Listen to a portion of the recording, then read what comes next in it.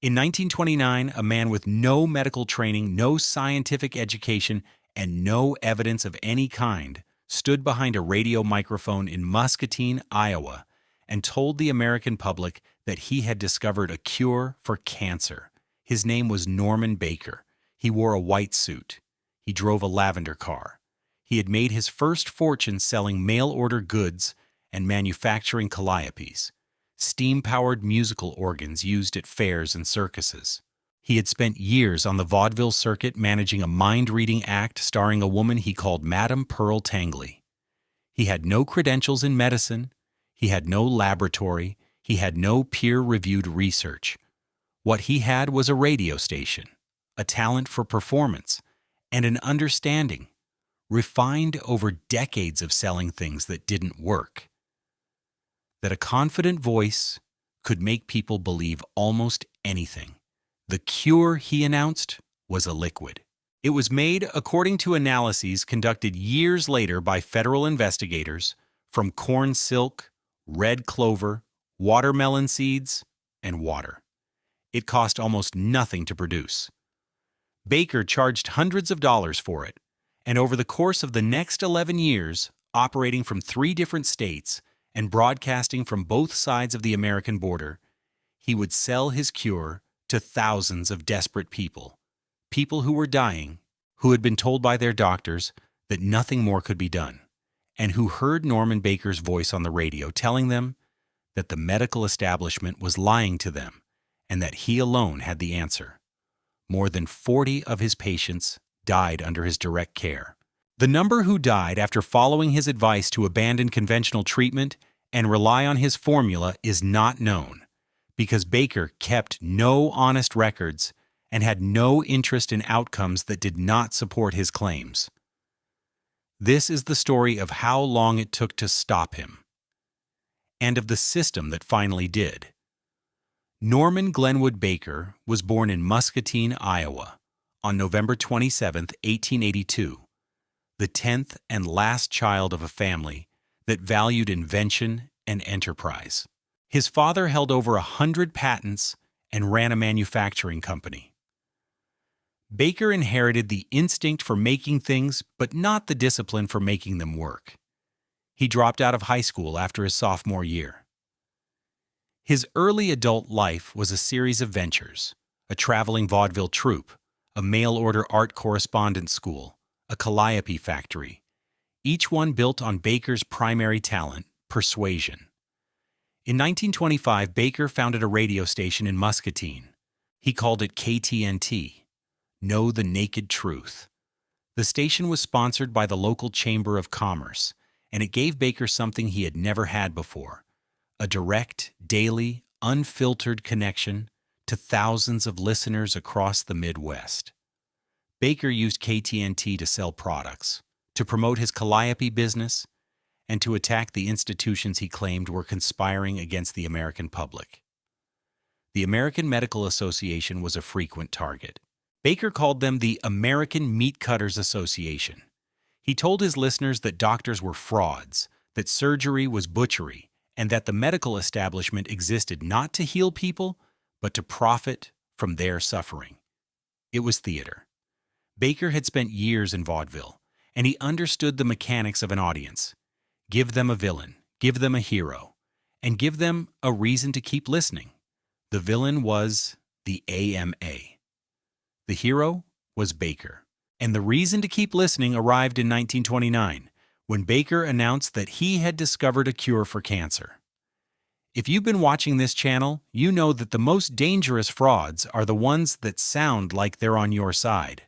Subscribe if you haven't, because this story involves a con man, a radio station, a haunted hotel, and the federal agency that took 11 years to put him in prison. Here's a question for the comments. Have you ever heard someone claim that they don't want you to know the truth about a cure?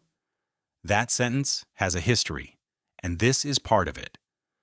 Baker opened the Baker Institute in Muscatine in 1929, a facility he called a hospital, though it lacked the equipment, the staff, and the standards that the word implied.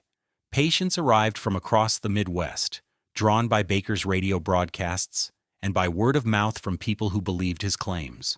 The treatment consisted of injections of Baker's liquid formula and the application of pastes to external tumors. Baker charged fees that were, by the standards of the Depression, enormous. And he told every patient the same thing. Do not trust your doctor. Do not submit to surgery. Do not accept radiation. The medical establishment wants to cut you open because that is how they make money. My cure works without the knife. The American Medical Association responded immediately. The AMA's Bureau of Investigation, the division responsible for identifying medical fraud, examined Baker's claims, analyzed his formula, and published its findings in the Journal of the American Medical Association. The formula, the AMA concluded, contained no active ingredients capable of treating any disease, let alone cancer. The Bureau labeled Baker a quack and urged the public to avoid his institute. Baker responded the way he always responded. He attacked. He used KTNT to broadcast daily denunciations of the AMA. He called the organization corrupt. He told his listeners that the AMA was trying to suppress his cure because it threatened their profits. He filed a lawsuit against the AMA for conspiracy. He lost. The Federal Radio Commission, the predecessor of the FCC, revoked Baker's broadcasting license in 1931, citing the use of the airwaves to promote medical fraud. Baker was for the first time silenced. But he was not stopped. He moved to Mexico. Across the border in Nuevo Laredo, Baker established a new radio station, Exent, broadcasting on a signal powerful enough to reach listeners across the American Midwest, beyond the jurisdiction of the Federal Radio Commission. From Mexico, he continued to promote his cancer cure to American audiences, directing them to send money and to travel to his facilities for treatment. The U.S. government could not shut down a Mexican radio station. Baker had found a gap in the system, a border-shaped hole in the regulatory framework, and he exploited it for years. In 1935, Baker returned to Iowa and reopened a new Baker Hospital in Muscatine. When authorities in Iowa pressured him again, he looked for a new location, somewhere that would welcome his money and his patients without asking too many questions about his methods. He found Eureka Springs, Arkansas. In 1937, Baker purchased the Crescent Hotel, a grand Victorian building perched on a hilltop overlooking the town. The hotel had been built in 1886 as a luxury resort, but by the 1930s it had fallen into disrepair. The town's economy was struggling. The Chamber of Commerce, the local bank, and the newspaper all looked to Baker as a potential savior. He arrived with cash, with patience, and with plans. Baker painted virtually everything in the building lavender and purple, his signature colors. He installed a calliope on the roof. He renamed the hotel the Baker Hospital and Health Resort. And he began advertising, through radio, through the mail, and through printed brochures, that his facility was the place where sick folks get well. His advertisements promised, "We cure cancer tumor without operation, radium or X-ray. We treat all ailments. We do not cut any organ." Patients arrived. They paid. They received injections of Baker's formula.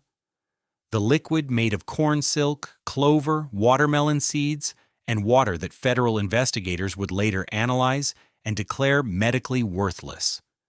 And some of them died. The patients who came to the Crescent Hotel were, in many cases, people who had exhausted every conventional option. They had been through surgery, through radiation, through whatever treatments the medicine of the 1930s could offer. Some had been told by their physicians that their cases were terminal, that there was nothing more to be done. These were the people Baker targeted, not the healthy, not the skeptical, the desperate, the ones who would listen to a voice on the radio that promised hope when every doctor they'd seen had taken it away. Baker understood something about desperation that made his fraud particularly effective. A person who has been told they are going to die will believe almost anything that suggests otherwise. Baker didn't need to prove that his formula worked.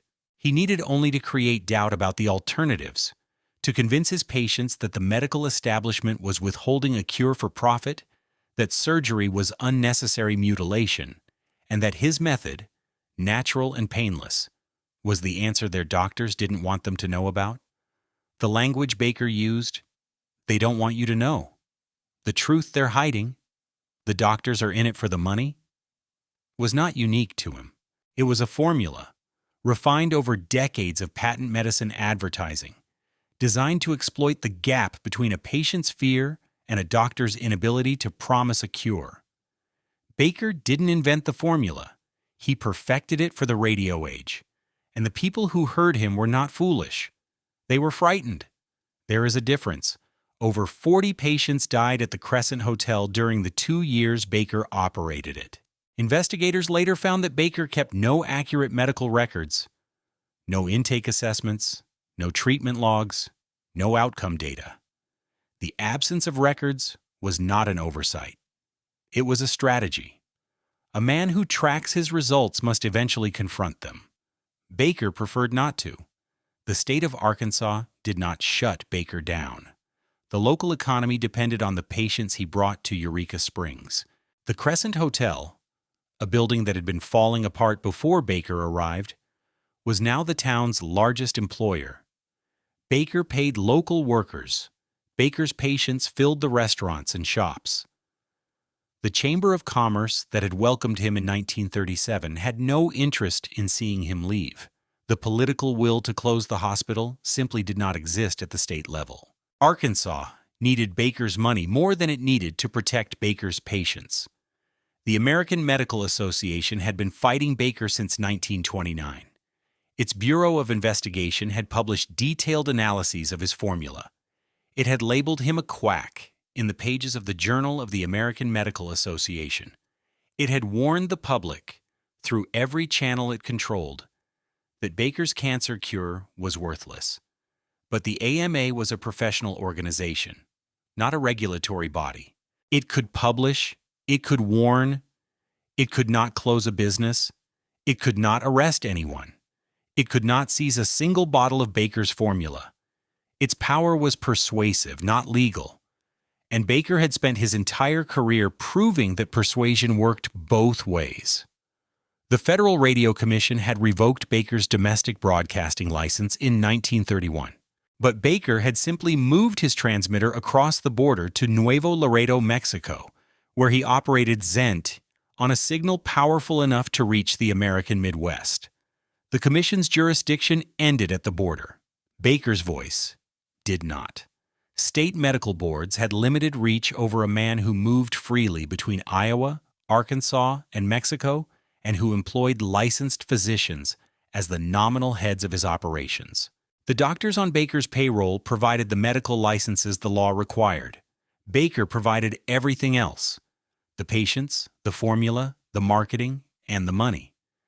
The arrangement gave his enterprise the appearance of a legitimate medical practice while keeping the actual decision-making in the hands of a man who had never attended a day of medical school. Every regulatory mechanism the country had, the AMA, the Radio Commission, the state medical boards, had tried to stop Norman Baker. Everyone had failed. Not because the mechanisms were corrupt, but because each one was limited in scope, limited to a profession, limited to a medium, limited to a state. Baker operated across all of them. He was a medical fraud who wasn't a doctor. He was a radio broadcaster who transmitted from another country. He was a hospital operator who moved between states. The system had been built to regulate people who stayed in one lane. Baker drove across all the lanes at once. What stopped him was the United States Postal Service, specifically the Federal Postal Inspectors, a branch of law enforcement that most Americans in the 1930s had never heard of, and that Norman Baker, for all his cunning, had fatally underestimated. Baker's operation depended on the mail. His advertisements, the brochures, the pamphlets, the form letters, the testimonial booklets, were printed in bulk and mailed to potential patients across the country. Every piece of mail that crossed a state line carrying a promise Baker could not keep was, under federal law, an act of mail fraud. The statute had been on the books since 1872, when Congress passed the first law criminalizing the use of the mail to promote fraudulent schemes. The law was old, it was broad, and it was enforceable anywhere the mail traveled, which meant everywhere. A man who could outrun a state medical board and outmaneuver a radio commission could not outrun the Postal Service, because the Postal Service did not stop at the state line, did not stop at the border of a radio signal, and did not require a medical license to investigate. Federal postal inspectors began building their case against Baker in the late 1930s. Their approach was the opposite of Baker's, methodical, patient, and built on paper. Where Baker relied on performance and personality, the inspectors relied on evidence. They collected every piece of his promotional material they could find. They cataloged the specific claims each document made, the guarantees of cures, the promises of success, the testimonials from patients whose outcomes Baker had never verified. They cross-referenced the claims against medical reality, consulting oncologists and pathologists who could testify under oath that Baker's formula, corn silk, red clover, watermelon seeds, and water, contained no active ingredient capable of treating any known form of cancer and could not have produced the results Baker's brochures described. The inspectors interviewed former patients. They interviewed the families of patients who had died at the Crescent Hotel. They documented the gap between what Baker promised in his mailings and what his patients actually experienced. The injections that produced no improvement, the tumors that continued to grow, the patients who arrived with treatable conditions and left with conditions that were no longer treatable because they had delayed conventional treatment on Baker's advice. They investigated his finances. What they found confirmed what the scale of his operation had long suggested. Baker had accumulated a personal fortune estimated at over $10 million from his cancer cure enterprise. $10 million in the 1930s, drawn from the savings of people who were dying, who had mortgaged their homes or borrowed from their families to pay for a treatment that a federal court would eventually determine was medically worthless. The money had paid for Baker's lavender automobiles, his white suits, his calliopes, his radio stations, and the renovation of the Crescent Hotel. It had not paid for a single clinical trial, a single laboratory analysis, or a single honest assessment of whether his formula did what he said it did. On September 19, 1939, a federal grand jury in Little Rock, Arkansas, indicted Norman Baker and 6 associates on 7 counts of mail fraud. The associates included R.A. Bellows, the superintendent of the Baker Hospital at Eureka Springs, and Dr. Statler, a licensed physician who had served as the medical front for Baker's operation since 1930. The charges were specific and documented. Baker had used the United States mail to promote a scheme to defraud by sending materials that contained false representations about his ability to cure cancer. The trial took place in federal court in 1940. The prosecution was led by Assistant U.S. Attorney Leon Catlett, who built his case on the mountain of paper the postal inspectors had assembled. Catlett presented the brochures, each one a count in the indictment, each one a promise that the evidence showed Baker could not keep. He presented the promotional pamphlets with their guarantees of cures that Baker's own records could not support. He presented the letters Baker had sent to prospective patients, personal letters signed by Baker, assuring the recipients that his treatment would save their lives. He presented expert medical testimony establishing that Baker's formula was inert, that it contained no compound, no chemical, no substance of any kind that the medical science of the era recognized as having any effect on cancer. The formula was, in the words of one expert witness, indistinguishable from flavored water. He presented the financial records, the $10 million, the lavender cars, the calliopes, the hotel renovation, and asked the jury to consider where that money had come from and what it had been spent on. And he quoted Baker's own words. In a remark reportedly made to an associate and recorded in the investigative file, Baker had said that he could reap $1 million out of the suckers in the state. Catlett read the quote to the jury and asked them not to let it happen. The defense argued that Baker sincerely believed in the efficacy of his treatment, that his patients had come to him voluntarily, that the testimonials he published were genuine expressions of gratitude from people who believed they had been helped. The defense presented former patients who testified that they felt better after receiving Baker's treatment, though none could provide medical evidence that their cancers had been cured. The jury deliberated. It returned a verdict of guilty on all counts. The judge sentenced Norman Baker to 4 years at the federal penitentiary in Leavenworth, Kansas. Baker entered prison in March 1941. He was 68 years old. He served his sentence without incident and was released in July 1944. He returned briefly to Muscatine, Iowa, the town where he had been born, where he had built his first radio station, and where the Baker Institute had once stood. Then he left Iowa for the last time and moved to Florida, where he lived in relative obscurity until his death on September 10, 1958. He was 75 years old. He is buried in Greenwood Cemetery in Muscatine. The Crescent Hotel in Eureka Springs still stands. After Baker's conviction, the building passed through a series of owners and fell once again into disrepair. It was renovated in the 1990s and reopened as a hotel and spa. In 2019, archaeologists conducting an excavation behind the building discovered a cache of glass bottles buried in the earth, some containing tissue samples, others containing remnants of Baker's formula. The bottles had been in the ground for 80 years. They were the last physical evidence of what had happened inside the building when Norman Baker ran it.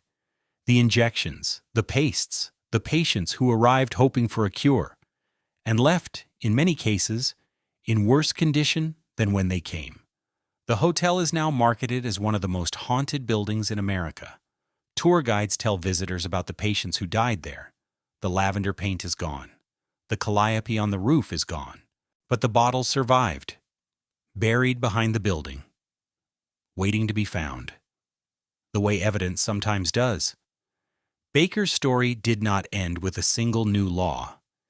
It ended with the confirmation that an existing law, the federal mail fraud statute, nearly 70 years old at the time of his conviction, could be used to reach a fraudster who had evaded every other regulatory mechanism the system had to offer. The AMA could not stop him because it had no enforcement power.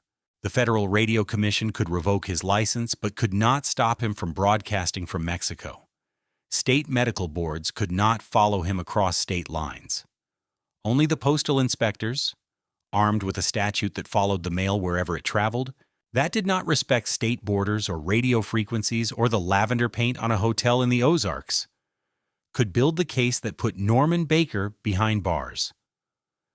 The story also established a principle that the federal government was still learning in the 1940s, and that it has not forgotten since. Medical fraud targeting the terminally ill is not a victimless crime, and it is not merely a consumer protection issue. It is an act of cruelty performed in the language of compassion. Baker's patients were not gullible people who failed to do their research. They were people who had cancer. People who had been told by their physicians that nothing more could be done. People who were frightened, who were running out of time, and who heard a confident voice on the radio telling them that the doctors were lying and that a cure existed. A cure that cost money they could barely afford, offered by a man who had no training, no evidence, and no intention of ever checking whether his formula did what he claimed. Baker did not sell them medicine. He sold them time. Time they believed they were buying. Time that was running out. Time that his formula could not extend by a single day. And for that, he charged them everything they had. The next time you see a medical product, any brand, and notice the small print on the packaging that says its claims have been evaluated by the Food and Drug Administration, or that the product is not intended to diagnose, treat, cure, or prevent any disease? Consider for a moment where those words came from. They did not appear on their own. They were not a suggestion from the industry. They were not the result of a focus group or a marketing decision. They are there because, for decades, men like Norman Baker could stand behind a radio microphone and tell dying people that they had discovered a cure for the disease that was killing them, and no authority in the country could stop them. Baker was not the only one. He was one of dozens, perhaps hundreds, of self-styled healers, promoters, and outright fraudsters who operated in the space between a patient's fear and a doctor's inability to promise a cure. They sold tonics. They sold injections. They sold pastes and powders and herbal formulas. They sold hope in bottles, and they charged for it what the market would bear. And the market, when the customer is dying, will bear almost anything. The products had no standardized labels, no ingredient disclosures, no requirement that the seller prove to any authority that the product did what the packaging claimed. The marketplace for medical promises was, for most of American history, entirely unregulated. Anyone could say anything about any product, and the burden of proof fell not on the seller, but on the buyer. The buyer who was sick, who was desperate, and who had no laboratory, no training, and no time to investigate whether the bottle in front of them contained a medicine or flavored water. Norman Baker's conviction in 1940 did not by itself end this marketplace, but it established something that had not existed before in federal case law with such clarity, the principle that a medical claim made through the mail could be prosecuted as fraud if the claimant had no evidence to support it. The mail fraud statute became, in the decades that followed, one of the federal government's most effective tools against medical quackery, a law that could reach across state lines, across media platforms, and across every jurisdictional boundary that state-level regulators could not cross. And the disclaimer, the small print that now appears on every dietary supplement, every herbal remedy, every product that makes a health claim without FDA approval, is the legacy of that principle. It is the compromise between commerce and protection. You may sell your product, but you must tell the consumer that the claim has not been verified. You may promise benefits, but you must disclose that the promise has not been tested by the agency responsible for testing it.